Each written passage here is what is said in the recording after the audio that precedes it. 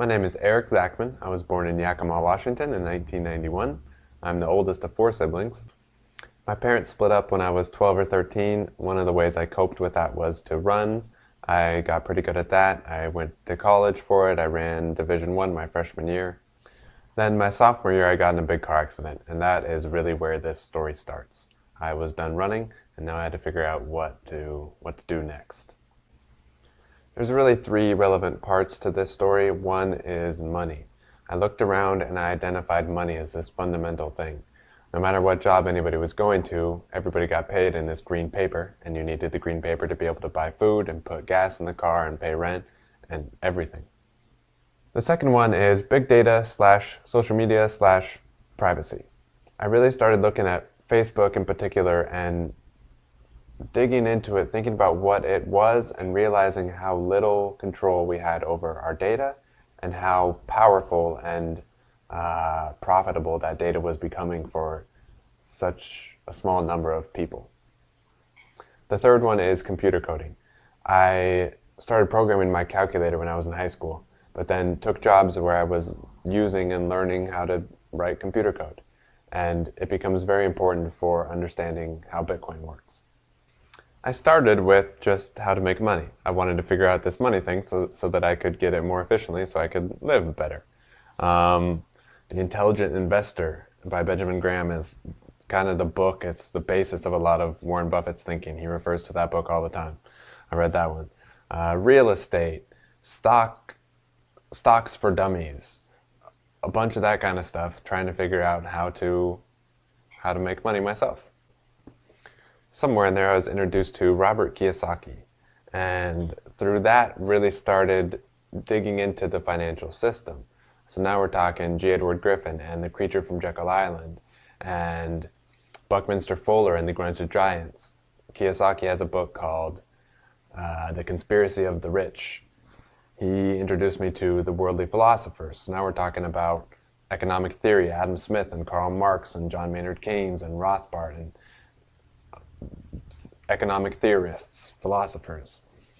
Nomi Prinz, all the president's bankers.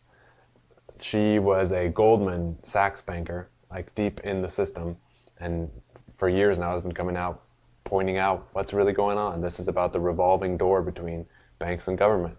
It doesn't take very long once you start studying how the US dollar works to realize that it's politics. It's people with a lot of control and all the crazy games they play to maintain and consolidate that control.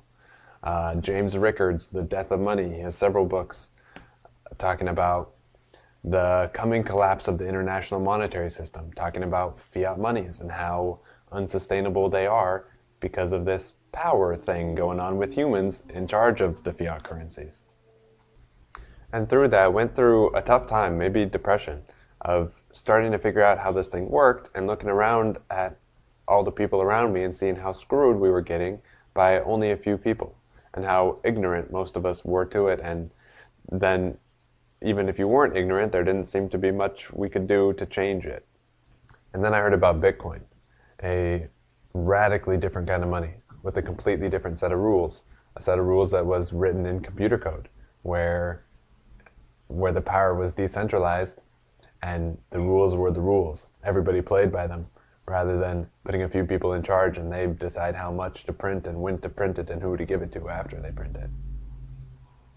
Through that, my optimism really started coming back. I started thinking about how society could look way different if we changed what kind of money we use. And I eventually got entirely sucked into the black hole, as Max Kaiser calls it, of Bitcoin, of this radically new kind of money and how it could change society. That eventually led me to come back public, to get on social media again, to publicly join this fight of fiat currencies versus cryptocurrencies. The first link in the descriptions below is to an article, the first anything that I published on social media after all this time, and it's stating what I think is going on, how important I think it is, and why I'm here joining this fight. I really do think that this is a big, big decision in human history. Shortly after that, I, for the first time, had the time and money to go to a conference. I went to Freedom Fest in Las Vegas in July of 2017 and started meeting some movers and shakers and started getting deeper into what was going on. Shortly after that, I went to Poprad, Slovakia for the Pillar Run conference. And again, and this time really, I spent 9 or 10 days. There was about 50 of us in a country that almost no one spoke English. We all basically stayed at the same hotel. And it was a very intimate, cool experience. I really appreciate David and what he did there. And started making some cool connections and started getting some balls rolling of really getting more involved in this space. At the end of 2017, officially launched the Money Changers and went on tour. We traveled around, we were in 10 different cities and did a weekend-long event, an educational event of helping people figure out what's going on and also just getting together, just the community, person-to-person thing of sitting down, even if you already knew what was going on, the networking part of it.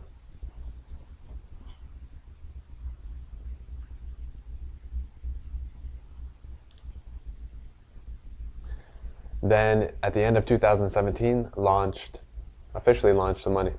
Then at the end of 2017, officially launched the Money Changers. We went on tour. We were in 10 different cities over the course of 4 months about. In Washington, Oregon, California. We popped down to Acapulco and met a bunch more people and made some cool connections again. Then came back up. We were in Sacramento. By Sacramento, we were getting the thing rolling. An awesome group of people showed up in Sacramento. We had a blast. We had a good event. By then, we were starting to figure out kind of the schedule, how to organize the thing and make it more clean and clear. Then went to San Francisco and did one with at Serendipia, which was awesome. Those guys were awesome. Somewhere in between there, somehow got a hold of JSNIP4. He shouted us out on his YouTube channel. Bix Weir picked that up. Bix Weir showed up in person to our event in San Francisco.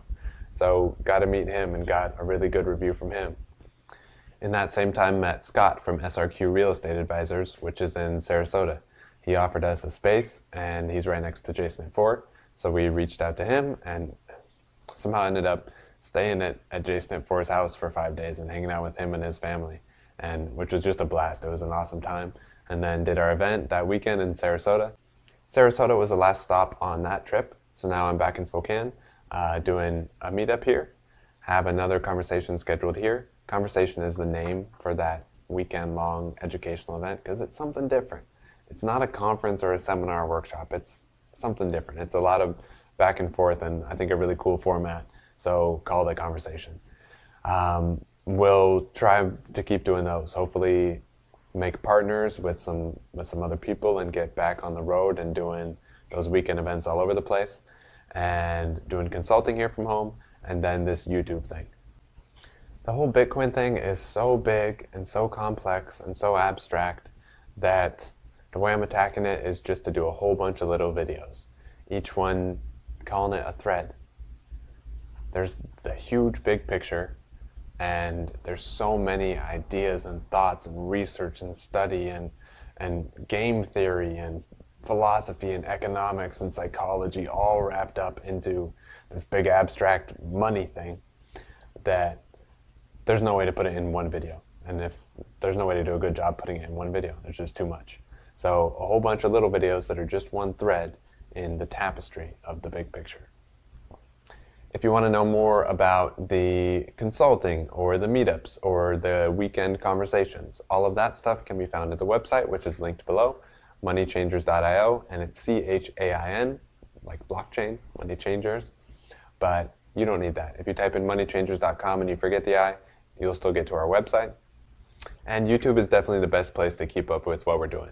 We'll constantly be updating you with conversations and throwing new videos at you and organizing those new videos into playlists. So as we go, a lot of these ideas draw on 10, 15, 20, 30 different building blocks.